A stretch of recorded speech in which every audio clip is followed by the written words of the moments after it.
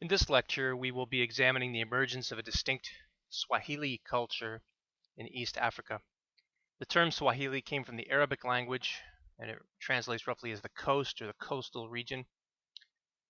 Swahili, which is also called Kiswahili, later became applied to a specific ethnic group and language. When Europeans first began studying the Swahili language during the colonial era, they claimed that the Swahili language came from Arabs and Persians who moved to the East African coast. However, modern linguists have demonstrated that Swahili is essentially an indigenous African language with some Arabic and Persian loanwords. Today, over 60 million people have some fluency in Swahili. It serves as a lingua franca for much of Eastern Africa. A lingua franca is a language that is used for communication between people who do not speak the same language as their first language. Swahili culture and language began to emerge as distinct forms in the 9th century CE.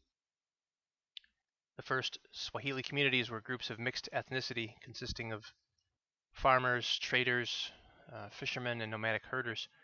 Over time, though, trade became increasingly significant in Swahili coastal communities, and larger towns and cities emerged as a result. East African port towns had a lengthy history in Indian Ocean trade networks. Arabs, Indonesians, Persians, and people from the Indian subcontinent regularly traveled to East Africa. These merchants were gradually absorbed into the Bantu-speaking population, at least the merchants that relocated and stayed there permanently, intermarrying with local families. The Swahili coast historically refers to the eastern coast of Africa from Somalia south to modern-day Mozambique.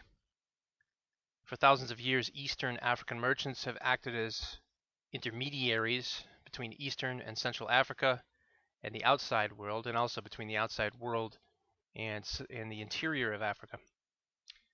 The Arabs call this land Zanj, Z-A-N-J, which translates as black or blacks. Muslim traders could be found in every coastal city in Eastern Africa, ranging from Mogadishu to Kilwa. Even Chinese merchant ships were known to have periodically visited the eastern coast of Africa during the medieval era. The peak of Swahili East Africa as a region of international commerce was in the 14th and 15th centuries CE. Swahili communities tended to be very cosmopolitan cultures with a wide variety of peoples from the Indian Ocean basin settling for trade reasons. Typically, society was composed of four groups: the nobility, commoners, foreigners, and slaves. The number of slaves, though, that have historically been counted in Swahili culture is disputed. It appears that most slaves in the area tended to be people purchased from the interior and who were destined for international trade. There appear to have been relatively few Swahili slaves, and those were mostly domestic servants. In terms of exports, ivory, gold, slaves, and ebony were the principal export commodities. Imports included items such as textiles, porcelain, and glassware.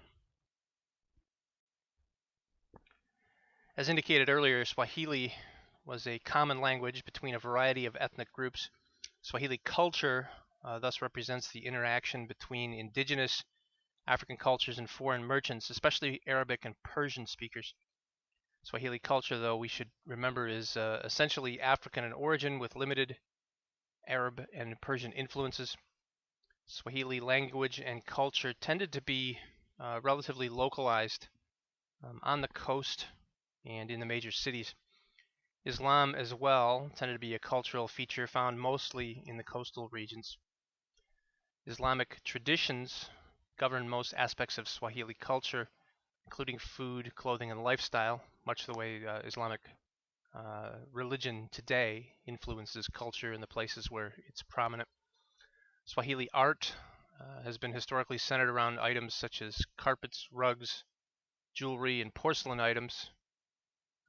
Most Swahili art reflects some Arab and Central Asian influences. In particular, the historical architecture of traditional buildings in Swahili coast and coastal cities exhibits significant Arabic and Persian influences. You can see an example of that in this image on this slide of the 16th century Swahili Mosque. There are significant similarities in pottery styles throughout the coastal region, which indicates there was cultural unity among the various peoples of the Swahili coast. So in summary, Swahili culture represents the interaction between indigenous African cultures and the arrival of foreign merchants. Kilwa was one of the most important Swahili coastal cities. At one point was the most powerful city-state in East Africa. Its period of dominance was from the 11th to the 16th centuries. By 1200 CE, the merchants of Kilwa managed to end the domination of the city-state of Mogadishu over international trade in East Africa. The city of Kilwa appears to have been founded approximately 960 CE. The first Sultan of Kilwa claimed to be a descendant of Persian royalty, whose name was Ali ibn al-Hasan Shirazi, who married into a local family. Foreign demand for gold helped fuel the rise of Kilwa as a merchant power, as it was located fairly close to important East African gold fields.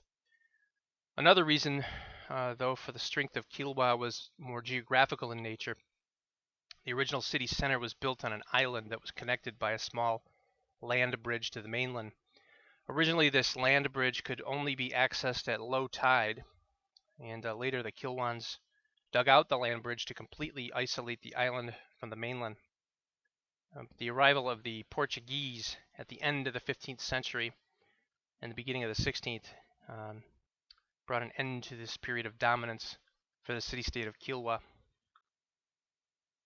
This 16th century map is actually German in origin, and it shows the way the city of Kilwa looked to European observers in the mid to late 16th century. You can see it's completely disconnected from the land at this point. The Great Mosque of Kilwa is located in modern-day Tanzania. It was likely founded in the 10th century CE, but the two major stages of construction occurred between the 11th and 13th centuries CE. One of the unique features of this mosque is that it is almost entirely built from sea coral. The original structure had a complete roof, and it was one of the first African mosques to have been constructed without an outdoor courtyard. Malindi, the city of Malindi had been a Swahili settlement since at least the 13th century CE. The city was once rivaled only by Mombasa for dominance in this part of Eastern Africa. In 1414 CE, the town was visited by the fleet of the famed Chinese explorer Zheng He. Malindi's ruler, by tradition, sent out a personal envoy with a giraffe as a present to China on that particular fleet, and they took a giraffe back with them. Pictured here is a coral pillar built by Portuguese explorer Vasco da Gama, who traveled and arrived in Malindi in 1498. He signed a trade treaty with the Sultan of Malindi at that time and built this coral pillar.